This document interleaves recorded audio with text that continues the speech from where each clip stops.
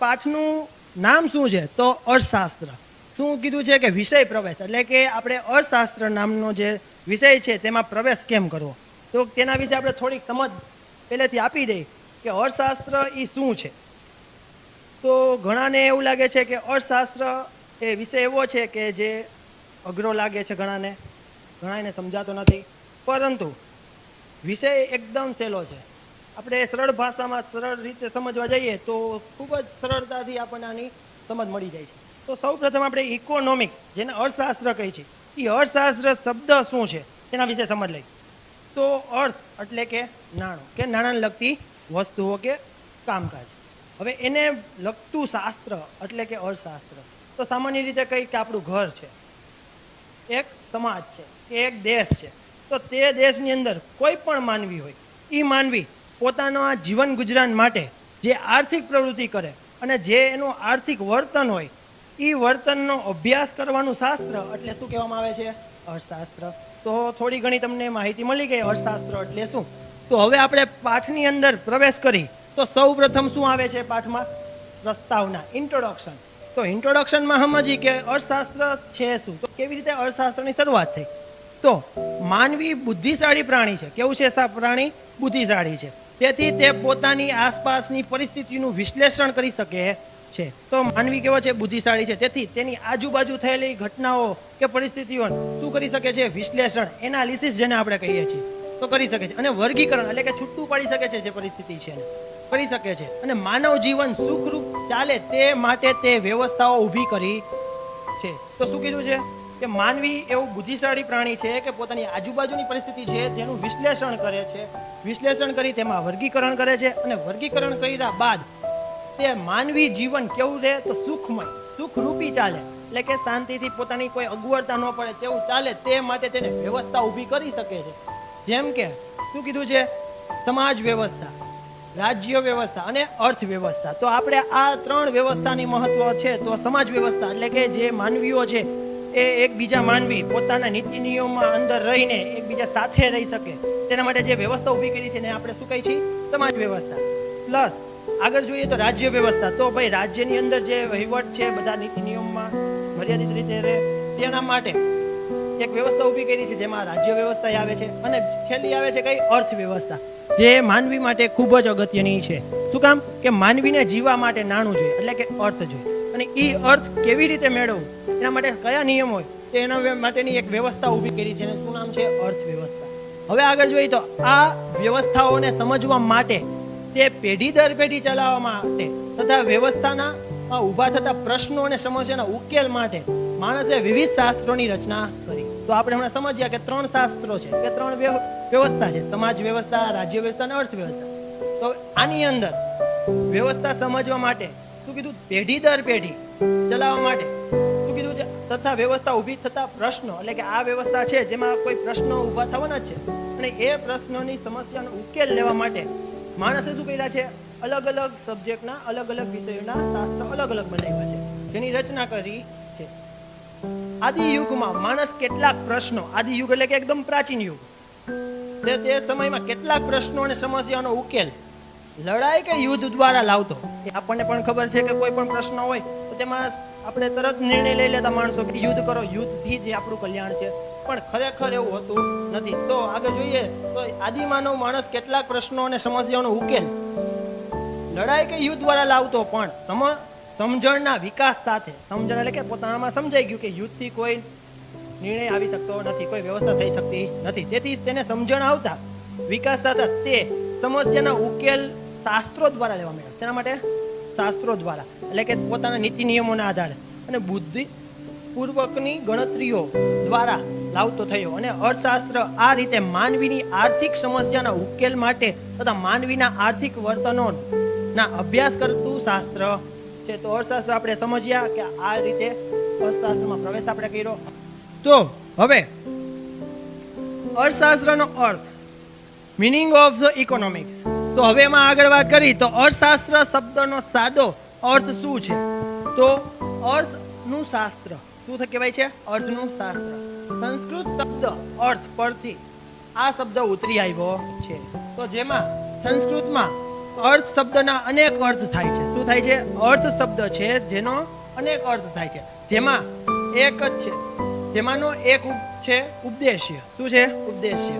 કે કશુંક મેળવવું. શું કરવાનું કીધું છે? કશુંક મેળવવું. કે અર્થ, સંસ્કૃત ભાષામાં અર્થનો મિનિંગ શું થાય છે? કશુંક મેળવવું, એટલે કે કંઈક મેળવવું, જે આધુનિક આર્થિક અર્થ સાથે વધારે સુસંગત છે. તો અત્યારે આપણે કોઈ પણ કાર્ય કરી છીએ તો રોજિંદા જીવનમાં આપણે જે અર્થ માટે જ કામ કરીએ છીએ. હંમેશા આપણે મગજમાં એક વસ્તુ હોય છે કે કશુંક મેળવવું. કે કોઈ જગ્યાએ જોબ કરી છીએ તો આપણે એમાં વિચાર એ જ હોય છે કશુંક મેળવવું. કોઈને હેલ્પ કરી છીએ તો પણ આપણને એમ યાદ લાગે છે કે કશુંક મેળવવું. તો જે તમને કશુંક મેળવવાની જે વિચાર આવે છે તેને શું કહેવામાં આવે છે? અર્થશાસ્ત્ર. તો એની સાથે સંબંધ જોડાવેલો છે. હવે આપણે આગળ વાત કરીએ તો અંગ્રેજીમાં ઇકોનોમિક્સ પણ કહેવાય છે. તો ઇકોનોમિક શબ્દ જે છે એ ક્યાંથી ઉતરી આવ્યો? તો એના ઉપર વાત કરી તો અંગ્રેજીમાં આપણે હવે સમજ મેળવી તો અંગ્રેજી શબ્દમાં ઇકોનોમિક્સ છે. તો ઇકોનોમિક્સ શબ્દ ક્યાંથી ઉતરી આવ્યો? તો ગ્રીક શબ્દ જે છે ઓક્યોનોમિક્સ પરથી ઉતરી આવ્યો છે. અને પ્રાચીન ગ્રીસમાં ઘર વખરી સરસામાન કે જે વ્યક્તિગત માલિકીના હોય તેને ઓક્યોસ કહેતા અને આ ઘરના સરસામાનનું વ્યવસ્થાપન કરવાની રીતને નોમસ કહેવામાં આવતું. એટલે આમાં શું છે? સરળ ભાષામાં કહીએ તો શબ્દ ઇકોનોમિક્સ જે છે એનો મિનિંગ શું થાય છે? કે ઘર સામાનનું જે વ્યવસ્થાપન કરવામાં આવે છે તો એને આપણે શું કહીએ છીએ? ઇકોનોમિક્સ. તો એક રીતે જોવા જાય વિદ્યાર્થી મિત્રો તો ઇકોનોમિક્સ એ દેશને પણ જે આપણા આખા દેશને ચલાવવા માટે જે સરસામાન છે તેને વ્યવસ્થિત રીતે ચલાવવા માટે, વ્યવસ્થાપન કરવા માટે ઇકોનોમિક્સ શબ્દનો ઉપયોગ થાય છે. હવે આપણે આગળ વાત કરીએ તો અર્થશાસ્ત્રનું ભારતીય ચિંતન એટલે કે આપણે જે ઇકોનોમિક્સ છે એનું ઇન્ડિયાનો આપણા વિચારો શું છે? તો હવે એમાં આગળ વાત કરી તો ભારતમાં સભ્યતા અને સંસ્કૃતિનો ઇતિહાસ આશરે 5000 વર્ષથી પણ વધુ જૂનો છે. જે વિશ્વમાં સૌથી જૂનામાં જૂની સંસ્કૃતિ કઈ અત્યાર સુધીની વિદ્યાર્થી મિત્રો તો એવું જ કહેવામાં આવે છે કે ભારતની જે સંસ્કૃતિ છે હડપ્પા સંસ્કૃતિ તે જ જૂની ગણવામાં આવે છે અને એનો ઇતિહાસ 5000 વર્ષ આશરે છે. માટે જ ભારતીય તત્વચિંતનમાં માનવ જીવનના વિવિધ પાસાઓનો અભ્યાસ, માર્ગદર્શન જોવા મળે છે. હવે આપણે આગળ વાત કરીએ તો ધર્મ, અર્થ, કામ અને મોક્ષ આ 4 પુરુષાર્થ છે. આપણા ધાર્મિક વિધિ જે લગ્ન પ્રસંગ છે તેમાં લગ્ન થતા હોય છે તેને પણ 4 ફેરા ફેરવવામાં આવે છે. એ 4 ફેરા પણ આ આધારે જ ફેરવવામાં આવે છે, ધર્મ, અર્થ અને કામ અને મોક્ષ પૂરતી. હવે આપણે જોઈએ કે જે માણસે કરવાના હોય છે તો આપણે જીવનમાં આ 4 જ કાર્યો છે જે મહત્વના છે. ધર્મ એટલે કે તમારું જે ધર્મ છે, તમે જોબ કરવાની કે પછી તમારું ઘર કામ કરવાનું કે તમારે ઘરનું ભરણ પોષણ કરવાનું, તે તમારો શું થયો કહેવાય? એક રીતનો ધર્મ થયો કહેવાય. અર્થ એટલે કે એના માટે જે અર્થ ઉપાર્જન કરી, જે પૈસા મેળવવાની પ્રવૃત્તિ છે એને અર્થ ઉપર આવે છે. કામ એટલે કે તમારો ઘર સંસાર જે છે તેને યોગ્ય રીતે સુચારુ રીતે ચલાવવાનું. મોક્ષ એટલે કે આ બધા કર્મ કરીને છેલ્લે તમારું મૃત્યુ સાથે જોડાય છે. તો એવી રીતે 4 પુરુષાર્થ ઉપર જ આ માણસે કરવાના હોય છે. માનવ જીવનના આ 4 મુખ્ય ઉપદેશ છે જેમાંથી અર્થ માટે કરવામાં આવતી પ્રવૃત્તિ સાથે અર્થશાસ્ત્રને લેવા દેવા છે. તો આ 4 પુરુષાર્થમાં પણ આપણે જે અર્થ છે એની સાથે આપણે અર્થશાસ્ત્રને લેવા દેવા છે, એટલે કે એની એને કનેક્ટિવિટી છે. હવે આપણે આગળ ચર્ચા કરીએ આપણા ભારતીય અર્થશાસ્ત્રના ચિંતન ઉપર. તો કશુંક મેળવવાની અપેક્ષા સાથે થતી પ્રવૃત્તિને અર્થપૂર્ણ પ્રવૃત્તિ કહેવાય છે. તો કેવી કહેવાય છે? કશુંક મેળવવા એટલે કે કાંઈક મેળવવા માટેની જે પ્રવૃત્તિ કે અપેક્ષા સાથે જે પ્રવૃત્તિ કરવામાં આવે તેને શેની સાથે જોડેલું છે? અર્થપૂર્ણ પ્રવૃત્તિ સાથે. જીવન નિર્વાહ અને ભૌતિક સુખોની પ્રાપ્તિ. જીવન નિર્વાહ એટલે કે જીવનને ચલાવવા માટે, અને ભૌતિક સુખો, ભૌતિક એટલે શું? કે તમે જે જીવન જરૂરિયાત ચીજ વસ્તુઓ જેવી છે કે ઘરના વાસણો છે કે ઘરની ફર્નિચર છે કે મોબાઈલ છે, ટીવી છે, આ બધી વસ્તુઓ તેના માટે આવે છે ભૌતિક વસ્તુઓ. તો ભૌતિક સુખ પ્રાપ્તિ માટે અર્થ ઉપાર્જન. અર્થ ઉપાર્જન એટલે શું થાય છે? પૈસાનું ઉપાર્જન કરવું એટલે કે પૈસા મેળવવા કરવું એટલે કે આવક મેળવવા માટે તે માણસનું કર્તવ્ય છે. તો શું છે? આ આપણું એક મહત્વનું એવું કાર્ય છે. અને આશરે આગળ વાત કરી તો આશરે 2500 વર્ષ પહેલા, કેટલા વર્ષ પહેલા? 2500 વર્ષ પહેલા અર્થશાસ્ત્ર નામના પોતાના પુસ્તકમાં કૌટિલ્યએ, કે જેનું બીજું નામ શું છે? ચાણક્ય, જેના નામથી તમે બધા પરિચિત હશો, જે ભારતનો એક અર્થશાસ્ત્રી તરીકે પણ ઓળખાય છે. તો એ 2500 વર્ષ પહેલા મૌર્ય કાળની અંદર તે થઈ ગયેલો હતો. તે ચાણક્ય હતો. એનું નામ બીજું શું છે? કૌટિલ્ય. તેમણે માનવીની આર્થિક પ્રવૃત્તિઓ માટેનું ચિંતન રજૂ કર્યું હતું. શું કર્યું હતું? માણસોની જે આર્થિક પ્રવૃત્તિઓ છે તેના વિશે ચિંતન એટલે કે પોતાના વિચારો રજૂ કર્યા હતા. કે આ સંદર્ભમાં કૌટિલ્ય એટલે કે ચાણક્યએ શું કીધું છે કે મનુષ્યની વૃત્તિ અર્થ છે. શું છે? મનુષ્યની વૃત્તિ કેવી છે? અર્થ છે. મનુષ્ય કોઈ પણ રીતે ગમે તે બાબતે પોતાનો અર્થ એટલે કે પોતાને કશુંક મેળવવાની ઈચ્છા ધરાવતો હોય, એટલે કે એની વૃત્તિ જ કેવી છે? અર્થવાળી છે. મનુષ્યના વસવાટવાળી ભૂમિ પણ શું છે? અર્થવાળી છે. એ સામાન્ય સમજાવું તો મનુષ્ય જે તે મનુષ્ય ક્યાં રહેવાનું પસંદ કરશે? જ્યાં તેને આવક મળશે ત્યાં. આપણે જોઈ રહ્યા છે કે નોકરી બાબતે છે કે રહેવા બાબતે છે કે ખેતી બાબતે કોઈ પણ વ્યક્તિ પોતાની આવક મેળવવા માટે પોતાની ભૂમિ પસંદ કરે છે. તો ભૂમિ પણ કેવી છે? અર્થવાળી છે. તેવી જ રીતે પૃથ્વીના લાભ પાલનના ઉપાયો દર્શાવતું શાસ્ત્ર એટલે શું છે? અર્થશાસ્ત્ર. તો ચાણક્ય આ બાબત ઉપર રજૂ કરે છે. હવે ભારતીય ચિંતનમાં માનવ કલ્યાણનો સમગ્રતા વિચાર થતો હતો અને આર્થિક પ્રવૃત્તિ પણ માત્ર અર્થ કેન્દ્રિત ન રહેતા નૈતિક આધારો સાથે સમગ્ર માનવ કલ્યાણને ધ્યાનમાં રાખીને થાય છે. તો શું કીધું છે? ભારતીય ચિંતનમાં માનવ કલ્યાણનો સમગ્ર વિચાર થયો હતો, એટલે કે સંપૂર્ણ બધા માટેનો વિચાર થયો હતો. પ્રવૃત્તિ માત્ર અર્થ કેન્દ્રિત ન રહેતા, એટલે કે માત્ર આપણો જે અર્થ શાસ્ત્રનો જે આપણો ચિંતન છે તેમાં મનુષ્યનો અર્થ કેન્દ્રિત નથી, પણ નૈતિક આધારો સાથે સમગ્ર માનવ કલ્યાણ એટલે કે માણસનું કલ્યાણ થાય એને ધ્યાનમાં રાખીને થાય છે. માટે ચાણક્યના અર્થશાસ્ત્રમાં નીતિશાસ્ત્રની પણ અસર જોવા મળે છે. નીતિશાસ્ત્ર એટલે શું થાય? તો એક રીતે જોવા જઈએ તો એના સિદ્ધાંતો, કેવી રીતે જીવન જીવવું અને માણસને અર્થની સિવાયની બાબતોનો પણ નીતિશાસ્ત્રમાં સમાવેશ થાય છે. આગળ વળી ચાણક્યના મોટા ભાગના આર્થિક વિચારોમાં જાહેર અને સામૂહિક વર્તનવાળી આર્થિક પ્રવૃત્તિ જ કેન્દ્ર સ્થાને છે. કેવી છે? કે ચાણક્ય જે પોતાના અર્થશાસ્ત્રમાં જણાવેલું છે એ બાબત પ્રમાણે તેના વિચારો કેવા છે આર્થિક પ્રવૃત્તિના? કે જાહેર અને સામૂહિક, એટલે કે પોતાના અર્થશાસ્ત્રમાં કેવું બાબત લખેલી છે કે જાહેર એટલે કે બધા લોકોને પડશે એવી, સામૂહિક એટલે કે બધાને લાગુ પડે. હવે એને કેન્દ્ર સ્થાને છે. ખાસ તો રાજાશાહી રાજ્ય વ્યવસ્થા અને કૃષિ પ્રધાન અર્થવ્યવસ્થાને ધ્યાનમાં રાખીને આર્થિક બાબતોનું માર્ગદર્શન કૌટિલ્યએ રજૂ કર્યું છે. તો શું કર્યું છે? રાજાશાહી એટલે કે રાજાશાહીમાં કેવી રીતે વર્તન કરવું, રાજ્ય વ્યવસ્થા રાખી છે. કૃષિ પ્રધાન અર્થવ્યવસ્થા એટલે કે તે રાજ્યની અંદર જે કૃષિનું મહત્વ વધારે છે, જેની વધારે કૃષિમાંથી મળે છે, તેવી પ્રકારનું ધ્યાનમાં રાખીને આર્થિક બાબતોનું શું કર્યું છે? કૌટિલ્યએ માર્ગદર્શન પૂરું પાડ્યું છે. તો હવે આપણે આગળ સમજીએ તો આપણે હવે ભારતનું તત્વચિંતન વિશે સમજી ગયા, અર્થશાસ્ત્ર વિશે સમજી ગયા કે ચિંતન શું છે, પણ હવે આપણે સમજીએ કે પશ્ચિમમાં અર્થશાસ્ત્રનો ઉદ્ભવ અને તેનો વિકાસ. કે આપણા દેશમાં તો આ રીતે હતો, પણ વિદેશમાં એટલે કે પશ્ચિમી દિશામાં જે આવેલા દેશોનો છે એના વિકાસ અને એનો ઉદ્ભવ કેવી રીતે થયો. તો હવે વાત કરી કે તત્વચિંતન એરિસ્ટોટલે ઇકોનોમિકા નામનું પુસ્તક લખેલું અને આર્થિક ચિંતન રજૂ કર્યું હતું. પણ ઔદ્યોગિક ક્રાંતિ બાદ જેમ ઉદ્યોગ ક્ષેત્રે સૂક્ષ્મ શ્રમ વિભાજન થયું અને વિશિષ્ટીકરણ થયું, એટલે કે કોઈ એક કામ એક જ વ્યક્તિ દ્વારા થાય તેમાં જ તે કુશળતા મેળવે, તેમ જ્ઞાનમાં ક્ષેત્રમાં અભ્યાસ અને સંશોધન પણ વિશિષ્ટીકરણ થયું. તો આમાં હવે વાત કરી છે કે કોણ વ્યક્તિ છે? એરિસ્ટોટલ. તમને ખબર હશે વિદ્યાર્થી મિત્રો, એરિસ્ટોટલ કોણ છે? તો આપણે વિશ્વમાં એટલે કે પૃથ્વી ઉપર એક મહાન રાજા થઈ ગયો જેનું નામ શું હતું? એલેક્ઝાન્ડર, જેને આપણે ક્યાં નામે ઓળખી છીએ? સિકંદર. તેનો એ શિક્ષક છે અને એને પણ એક બુક લખેલી હતી ઇકોનોમિકા. તેના પુસ્તકમાં લખેલું હતું, એને અર્થશાસ્ત્ર લખતું કે આર્થિક ચિંતન રજૂ કર્યા છે. પણ ઔદ્યોગિક ક્રાંતિ એટલે શું? જે કોમર્સની અંદર ઇકોનોમિક્સમાં આ શબ્દ ઉપયોગ વધારે થાય છે કે ઔદ્યોગિક ક્રાંતિ એટલે શું? કે ઔદ્યોગિક ક્રાંતિ એટલે કે એકાએક રાજ્ય કે દેશની અંદર જે ઉદ્યોગોનો ફેલાવો થાય તેને આપણે શું કહીએ છીએ? ઔદ્યોગિક ક્રાંતિ. એટલે ઈ ક્રાંતિ બાદ જેમ ઉદ્યોગ ક્ષેત્રે સૂક્ષ્મ શ્રમ વિભાજન થયું, શું થયું? કે ઔદ્યોગિક ક્રાંતિ બાદ ઉદ્યોગ ક્ષેત્રે શું થયું? સૂક્ષ્મ શ્રમ વિભાજન. સૂક્ષ્મ શ્રમ વિભાજન એટલે કે આપણા ભારત દેશની અંદર પણ ઘણા નાના એવા ઉદ્યોગો છે જેમાં એક વ્યક્તિ ઘણા કાર્યો કરે છે, પણ ઔદ્યોગિક ક્રાંતિમાં ઉદ્યોગ ક્ષેત્રમાં શું થયું? સૂક્ષ્મ શ્રમ વિભાજન એટલે કે કોઈ એક વ્યક્તિ એક જ કામમાં કામ કરવું પડે, એટલે કે એક જ વસ્તુ થઈ શકે. તો આવી રીતે શ્રમ વિભાજન થવાથી અને વિશિષ્ટીકરણ થવું, વિશિષ્ટીકરણ એટલે કે આધુનિકતા તરફ લઈ જાવ, ઓછી મહેનતે વધારે કામ થાય, એવા શરૂઆત થવાથી એટલે કે જો લખ્યું છે વિદ્યાર્થી મિત્રો કે સૂક્ષ્મ શ્રમ વિભાજન એટલે શું? કોઈ એક કામ એક જ વ્યક્તિ દ્વારા થાય અને તેમાં જો તે કુશળતા મેળવે.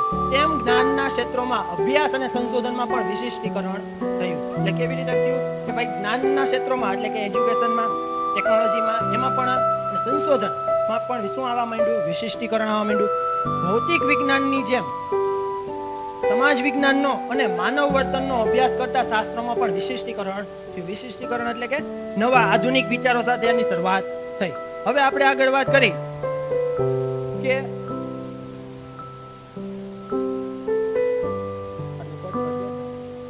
તથા અભ્યાસની પદ્ધતિ માત્ર તર્ક કે કલ્પના આધારિત ન રહેતા પ્રયોગ અને ચકાસણી આધારિત વૈજ્ઞાનિક પદ્ધતિથી અભ્યાસ શરૂ થતા એટલે ત્યાર સુધી માનવીના આર્થિક વર્તનનો રાજ્યશાસ્ત્ર અને નીતિશાસ્ત્ર કે તત્વચિંતનના ભાગરૂપે અભ્યાસ થતો હતો.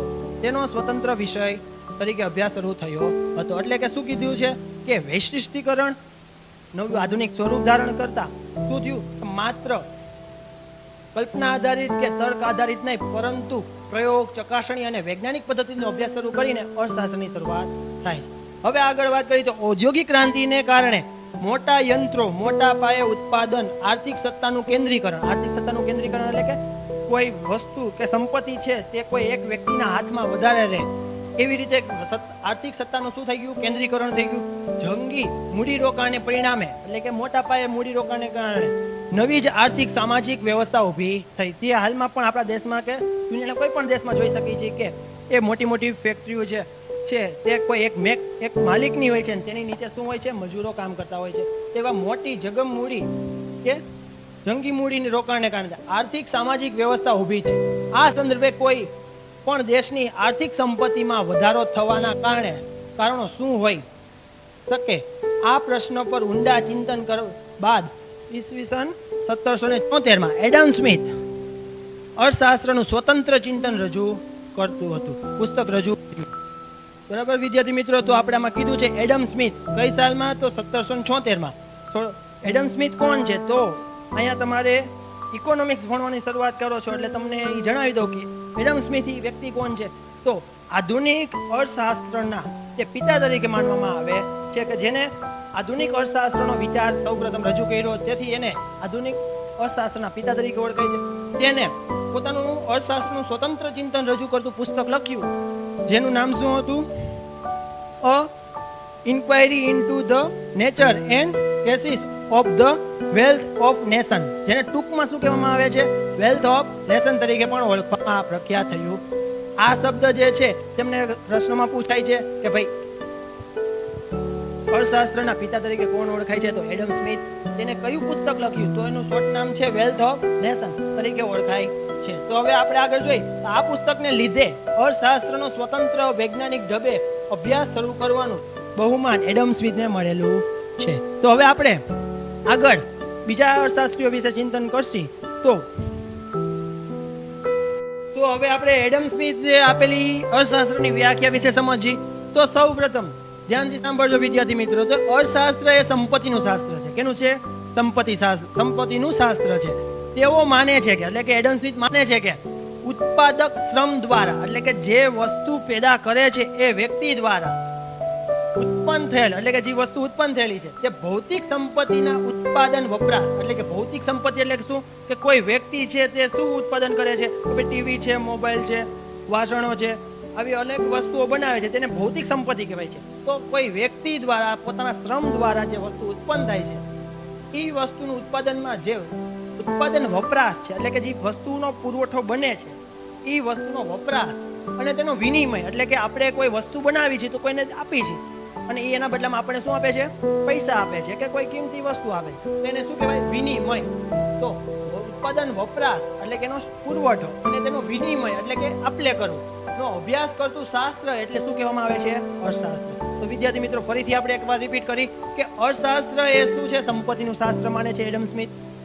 એ શું કહે છે વ્યાખ્યામાં? કે ઉત્પાદન શ્રમ દ્વારા ઉત્પન્ન થયેલા ભૌતિક સંપત્તિના ઉત્પાદન વપરાશ અને વિનિમયનો અભ્યાસ કરતું શાસ્ત્ર એટલે કે શું કહેવામાં આવે છે?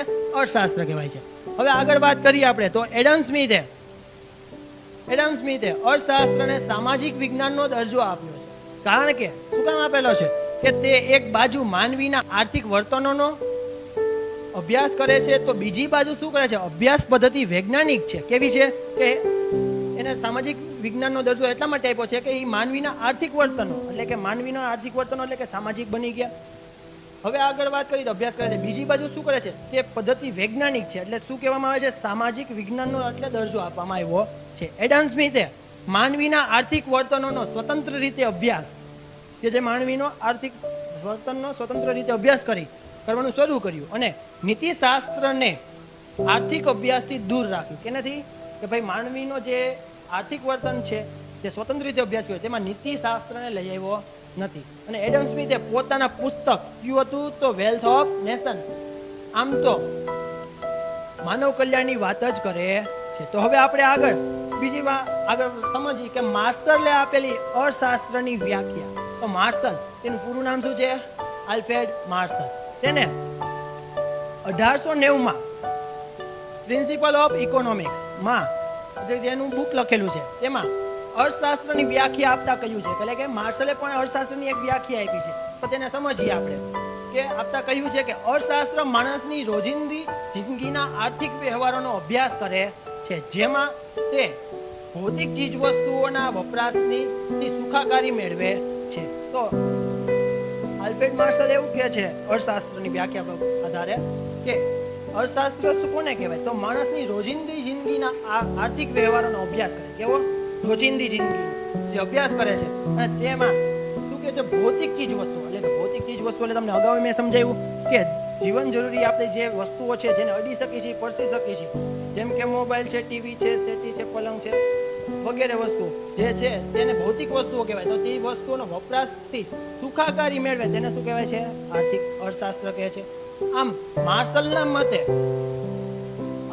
અર્થશાસ્ત્ર માનવીની રોજિંદી આર્થિક પ્રવૃત્તિનો અભ્યાસ કરે છે. માર્શલનું કહેવા પ્રમાણે શું કહે છે કે માનવી રોજિંદી આર્થિક પ્રવૃત્તિનો અભ્યાસ કરે છે અને માણસ ભૌતિક ચીજ વસ્તુઓના વપરાશથી સુખાકારી મેળવવાનો કેવી રીતે પ્રયાસ કરે છે તેનું વિશ્લેષણ કરે છે. જો કે માર્શલ માત્ર ભૌતિક અને માપી શકાય તેવી વસ્તુઓના વપરાશની જ વાત કરે છે, તેથી માર્શલની આ વ્યાખ્યા ટીકાનો ભોગ બન્યું. વિદ્યાર્થી મિત્રોમાં જણાવ્યું કે માર્શલ પોતાની વ્યાખ્યાની અંદર કેની બાબતનો ઉલ્લેખ કરે છે, તો માણસને રોજિંદા જિંદગીમાં જે ભૌતિક ચીજ વસ્તુઓ છે તેની સુખાકારી એના આધારે જ માને છે, પણ ખરેખર એવું હોતું નથી. તો આ એની વ્યાખ્યા એક ટીકાનો ભોગ બને છે. પરંતુ શું બને છે કે માર્શલે અર્થશાસ્ત્રના અભ્યાસમાં માનવીને કેન્દ્ર સ્થાને મૂક્યો છે, તે બાબત કેવી છે? બહુ અગત્યની છે. તો હવે આપણે આગળ બીજી સ્લાઇડમાં જોવા જઈએ તો રોબિન્સને આપેલી અર્થશાસ્ત્રની વ્યાખ્યા. તો રોબિન્સને પણ પોતાની એક વ્યાખ્યા આપી છે કે કોઈ પણ શાસ્ત્ર અંતે તો માનવ જીવનનો કોઈ મૂળભૂત પ્રશ્ન કે સમસ્યાનો ઉકેલ શોધવાનો પ્રયત્ન કરતું હોય છે અને માનવ જીવનમાં આર્થિક બાજુએ અગત્યનો પ્રશ્ન એ છે કે વૈકલ્પિક ઉપયોગવાળી મર્યાદિત સાધનોના અમર્યાદિત જરૂરિયાતો સાથે મેળ કેવી રીતે બેસાડો, તેનું કામ શું છે? અર્થશાસ્ત્રનું છે. તો આપણે ફરીથી એકવાર રિપીટ સમજીએ કે રોબિન્સને આપેલી અર્થશાસ્ત્રની વ્યાખ્યા પ્રમાણે જોઈએ કે કોઈ પણ શાસ્ત્ર અંતે તો માનવ જીવનના કોઈ પણ મૂળભૂત પ્રશ્નો એટલે કે પોતાનું જીવન કેમ ગુજારવું, કેવી રીતે રહેવું તેના ઉપર જ હોય છે અને સમસ્યાઓ ઉપર હોય છે. તો તેનો ઉકેલ શોધવાનો પ્રયત્ન કરતું હોય છે અને માનવ જીવનમાં આર્થિક બાજુએ ને અગત્યનો પ્રશ્ન એ છે કે આર્થિક એટલે કે નાણાકીય વસ્તુઓનો મેઇન વસ્તુ પ્રશ્ન કયો હોય છે કે વૈકલ્પિક ઉપયોગવાળી. વૈકલ્પિક એટલે કે આપણી પાસે જે જરૂરિયાત પૂરી કરવા માટેના સાધનો જે છે એ કેવા છે? ખૂબ જ ઓછા છે. વૈકલ્પિક વાળા છે કે આપણી પાસે નાણાં છે પણ નાણાંનો બધી જગ્યાએ ઉપયોગ કરી શકાતો નથી. એક વસ્તુ લેવા જઈએ તો બીજી વસ્તુ આપણે શું કરી દેવી પડે? મુક્ત કરો એટલે કે ત્યાગી દેવી પડે છે કે લઈ શકતા નથી. તેથી વૈકલ્પિક ઉપયોગવાળી એટલે ઓપ્શનલ વાળી ઉપયોગવાળી મર્યાદિત સાધનોના અમર્યાદિત જરૂરિયાતો. આપણી જરૂરિયાતો કેવી છે? પાછી અમર્યાદિત છે. તો આ બંનેમાં કેમ મેળ બેસાડવો તેનું કામ શું છે? અર્થશાસ્ત્રનું કામ. હવે આગળ આપણે વાત કરી 1931 ની અંદર લાયોન્સન રોબિન્સને પોતાના પુસ્તક નેચર એન્ડ સિગ્નિફિકન્સ ઓફ ઇકોનોમિક્સમાં અર્થશાસ્ત્રની વ્યાખ્યા આપી કે economics is the science which studies human behavior as a relationship between ends and scarce men which have alternative views. તો અર્થશાસ્ત્ર એ માણસ પોતાની જરૂરિયાતો અને વૈકલ્પિક ઉપયોગ ધરાવતા સાધનો વચ્ચે કેવી રીતે મેળ બેસાડે છે તેની વર્તણૂકનો અભ્યાસ કરતું વિજ્ઞાન છે. તો વિદ્યાર્થી મિત્રો આપણે જોયું કે જેને તેની પોતાની વ્યાખ્યા આપી છે તેનું આપણે અહીંયા ગુજરાતી છે કે અર્થશાસ્ત્ર એ માણસ પોતાની જરૂરિયાતો અને વૈકલ્પિક ઉપયોગ ધરાવતા સાધનો વચ્ચે કેવી રીતે મેળ બેસાડી શકે તેની વર્તણૂક એટલે કે તેનો બિહેવિયરનો કે વર્તનનો અભ્યાસ કરતું શું છે? વિજ્ઞાન છે. તો અર્થશાસ્ત્ર આમાં શું દર્શાવે છે? વિજ્ઞાન સ્વરૂપે ધારણ કરાવે છે. તો હવે આપણે આગળ વાત કરીએ તો રોબિન્સનમાં કે માનવીની જરૂરિયાતો અમર્યાદિત છે. મેં તમને અગાઉ પણ જણાવ્યું કે માનવીની જરૂરિયાતો કેવી છે? અમર્યાદિત છે. વળી તે વારંવાર ઉદ્ભવે છે કે આપણે એકવાર ખોરાક લઈએ ત્યારબાદ આપણે વળી પાછો ખોરાક મેળવવા માટેની આપણી જરૂરિયાત કેવી છે? વારંવાર ઉદ્ભવે છે. એવી જ રીતે આનાથી વિરુદ્ધ આ જરૂરિયાતો સંતોષવાના સાધનો કેવા છે? મર્યાદિત છે. જેમ કે આપણે એકવાર ઘઉં લઈએ તે ઘઉંનો આપણે ખોરાક તરીકે ઉપયોગ કરી લઈએ પણ પછી એ ઘઉં પાછા આપણને બીજી વાર મળતા નથી. એના માટે નવો જ પુરવઠો લેવો પડે છે. એટલે એનો મિનિંગ શું થયો કે આપણી જરૂરિયાતો અમર્યાદિત છે, તે વારંવાર ઉદ્ભવે છે, પણ તે જરૂરિયાતો સંતોષવાના જે સાધનો છે તે સાધનો કેવા છે? મર્યાદિત છે. અને પાછા શું કેવા છે? વૈકલ્પિક ઉપયોગ ધરાવે છે, એટલે કે અલગ અલગ ઉપયોગ ધરાવે છે. હવે આ સમસ્યાના સંદર્ભે અર્થશાસ્ત્રનું કામ એ અછતવાળા એટલે કે જે ઘટ છે તેની માત્રા લિમિટેડ છે એવા સાધનો કેવી રીતે ઉપયોગ થાય કે જેનાથી માણસની વધુમાં વધુ જરૂરિયાતો સંતોષાય તેનું માર્ગદર્શન કરવાનું છે. તો કોનું છે આ કામ? અર્થશાસ્ત્રનું છે. હવે આગળ વાત કરી તો રોબિન્સને અર્થશાસ્ત્રને વાસ્તવલક્ષી વિજ્ઞાન તરીકે રજૂ કર્યું છે. કેવું? વાસ્તવિક એટલે કે રિયાલિટી તરીકે દર્શાવ્યું છે કે તે હકીકત છે. તે માનવીના આર્થિક વર્તનનો અભ્યાસ કરતું શાસ્ત્ર છે. કેવું છે? માનવીનો આર્થિક વર્તનનો અભ્યાસ કરતું એક શાસ્ત્ર છે. જે આપણે અગાઉના પણ જે અર્થશાસ્ત્રીઓ હતા તેને પણ આવું જણાવેલું છે કે અર્થશાસ્ત્ર શું છે? તો માનવીના આર્થિક વર્તનોનો અભ્યાસ કરતું શાસ્ત્ર છે. રોબિન્સન માને છે કે અર્થશાસ્ત્ર શું છે? તો તેનો અભ્યાસ કરે છે શું હોવું જોઈએ તેની નૈતિક બાબતોનો અભ્યાસ કરતું નથી. આગળ આ અર્થમાં તે વાસ્તવલક્ષી શાસ્ત્ર છે, આદર્શવાદી શાસ્ત્ર નથી. એટલે કે આદર્શ એટલે કે સારું એવું નથી પણ હકીકત તમને સાચું જણાવે છે એવું શાસ્ત્ર છે. હવે સેમ્યુઅલ્સને આપેલી અર્થશાસ્ત્રની વ્યાખ્યા વિશે આપણે વાત સમજીએ. હવે તો economics is the study of how society use square resources to produce valuable commodities and distribution them among different people. તો એનો મિનિંગ શું કહેવા માંગે છે કે સમાજ કેવી રીતે પોતાના અછતવાળા સાધનો દ્વારા અગત્યની જરૂરિયાતોનું ઉત્પાદન કરે છે અને જુદા જુદા લોકો વચ્ચે વહેંચણી કરે છે. તો આમાં સમજવાનું કે સમાજ કેવી રીતે પોતાના અછતવાળા સાધનો દ્વારા અગત્યની જરૂરિયાતો ઊભી કરે છે. એટલે કે આપણી પાસે સાધનો ઘણા છે પણ આપણી જરૂરિયાત જે છે એ જ પ્રકારની આપણા સાધનો દ્વારા શું કરે છે? વસ્તુનું ઉત્પાદન કરે છે અને જુદા જુદા લોકો વચ્ચે શું કરે છે? વહેંચણી કરે છે. તો અર્થશાસ્ત્રની આ રીતે એને વ્યાખ્યા આપી.